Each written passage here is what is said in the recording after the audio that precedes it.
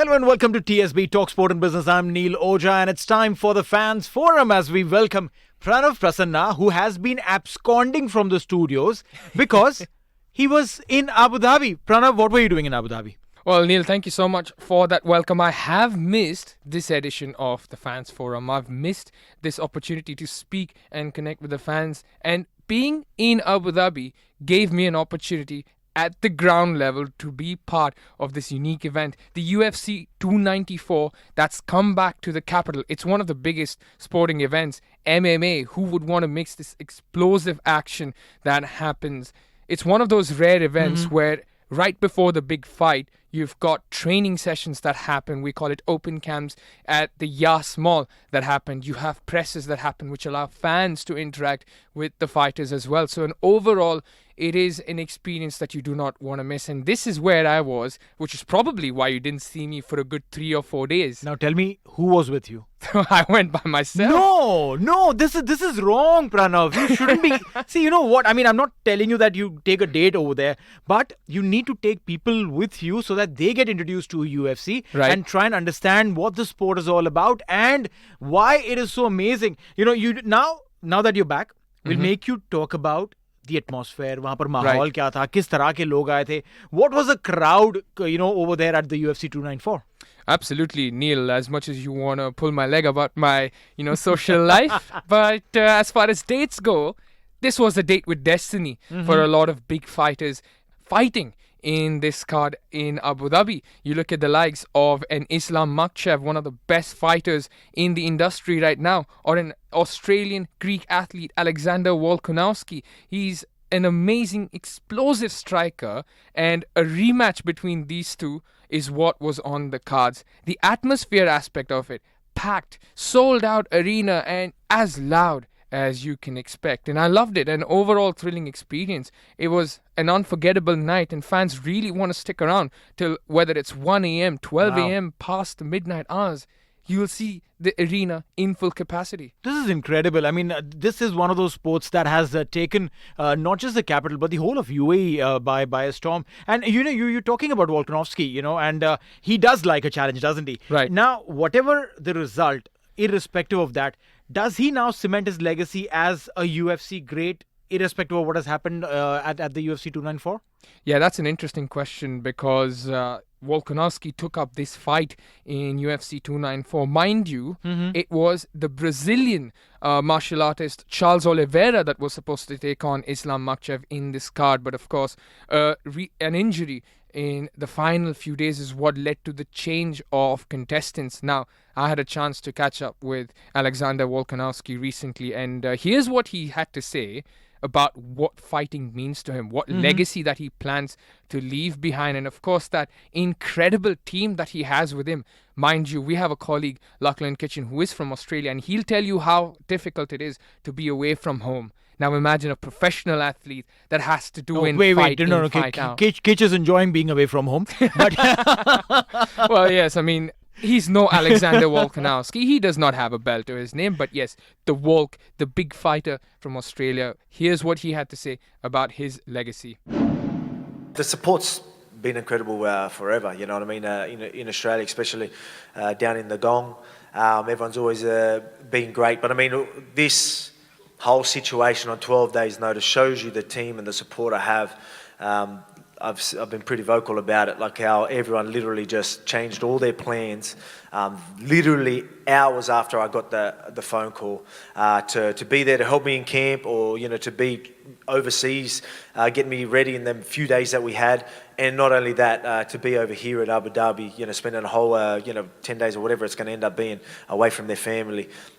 Just to help me out, when you got physios, strength and conditioning coaches, you got dietitians, and then obviously your training partners and coaches, and everyone literally just dropped what they were doing. And not only did they do that, have been nothing but positive, and it's been a joy. It really has. And I think I'm glad they were like that. There's no stress in the camp, which is going to make this more exciting and make me more dangerous. So I've got a great team around me, very thankful.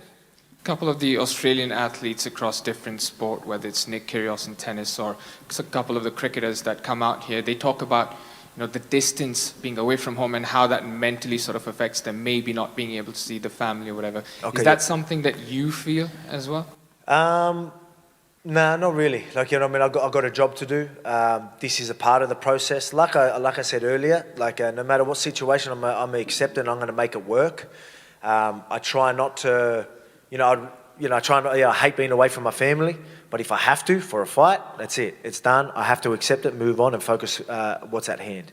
I'm able to do that. You know what I mean? Even when it comes to injuries and things like that, sometimes you get an injury and you start stressing. Oh no! Like, what if something's bad? And then you hear it is broken. Yeah, you have broke your big toe. It's like, all right, accept it. Boom, move on. But now now I've got a clear path. I was stressing more before I knew it was broken. Then I find out, the worst possible news. And now it's so much easier for me to accept and be like, okay, no more pressure. That's happened. All right, now we've got to do this. I can accept these things and move forward. I think that's just a part of my mentality, my mindset, and that really helps me be able to do what I do, especially in this crazy roller coaster of a sport, and MMA and UFC and my crazy, wild career as well, and doing crazy shit like this, lucky I have that type of mindset. This passion that you bring, this energy, do you sort of credit that to your upbringing as well and the struggles when you went through in your childhood? Is that something you credit as well? I mean, there's a experience through everything, man. Like, experiences through everything in life, right? Like, get you ready. Like, I wouldn't be the man I am without this career, without how I was brought up, and all them life experiences made me who I am. So and I'm very proud of that, and I wouldn't change a thing.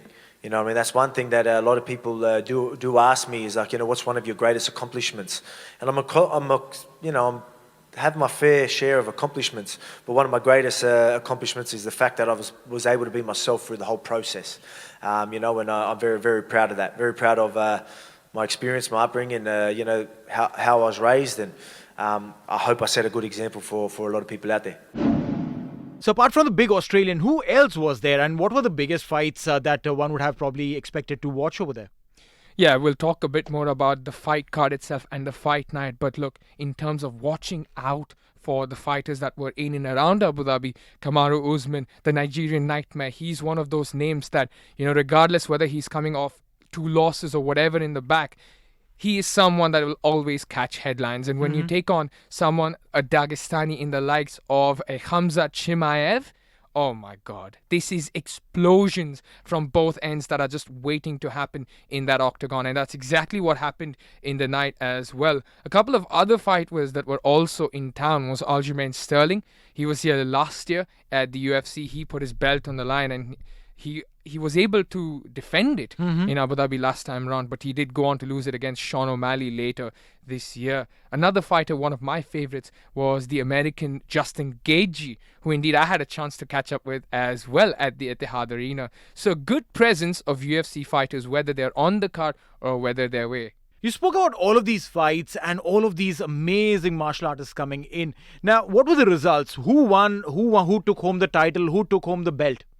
Right, let's start with the co-main event, right? This is Khamzat Chimaev versus Kamaru Usman, the explosions that I was talking about. You have Khamzat Chimaev, one of the best wrestlers, and from the get-go, you could see that he wanted to drag his opponent down, almost holding by the cage, and that's where you get your points as well. His wrestling ability throughout the fight with Khamzat Chimaev, that, for me, is what stood out. But unlike many people, what Kamaru Usman was able to do was bounce back, land a few strikes on Khamzat Chimaev, and maybe not a lot of people would have expected that. But when you look at the end result of 29-27, 29-27, 28-28, going in the favor of Khamzat Chimaev, a lot of people did raise eyebrows, and I was on social media as well thinking, well, maybe this should have been a more tougher sort of fight to grade. Because a lot of people said, well, what happens when Kamaru Usman, when he was able to defend some of those takedowns, when he did land a few shots on Khamzat, where the points have gone over there. So there were a few questions about that, but no doubt it was Khamzat who looked tougher, grittier, more athletic, and it comes with his physique as well. Kamaru, he didn't have that much of a time in camp as well. Mind you, he did take on the fight at the back of Paula Costa being injured as well. So a bit of a replacement over there, but at the same time, Kamaru, he did show a bit of his agility. So that's good. So that's a good aspect for his fighting ability as well. So looking forward to who his next opponent would be, but it's not coming anytime soon. For Khamzat, however, with the win, I think he will contest for the belt against the current champion of the UFC middleweight division. That's Sean Strickland. I think that fight is soon on the cards. Yeah, then you can ask about the main fight, the main event. So this was the big explosion that you were talking about. And what about the main event? Well, you've already got through the big explosions of a co-main event. Now let's come to the main event, the fight, the rematch from all the way in Perth. Alexander Volkanovski versus Islam Makhachev. Now, mind you, Volkanovski is already a featherweight division champion. He already holds a UFC title.